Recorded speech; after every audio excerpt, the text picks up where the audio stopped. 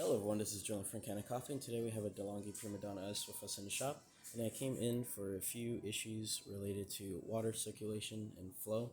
So we replaced the water pump on this machine and also did a tune-up where we deep cleaned the entire inside of the brew chamber, replaced your brew unit with a brand new one, also did descaling for your thermal blocks, and also cleaning cycles for the hosing, the mechanical valve, and then also, of course, your spouts. So we're going to quickly brew a shot.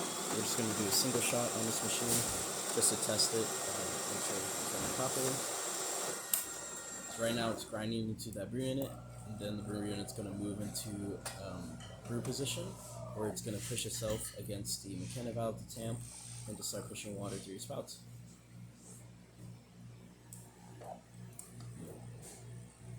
There goes that coffee for you. Then it's going to be a single shot, so it's going to be a little shorter than normal. And then that brew unit's going to retract itself from the mechanical valve. It's going to push all that coffee out into your grounds container, your grounds container right here.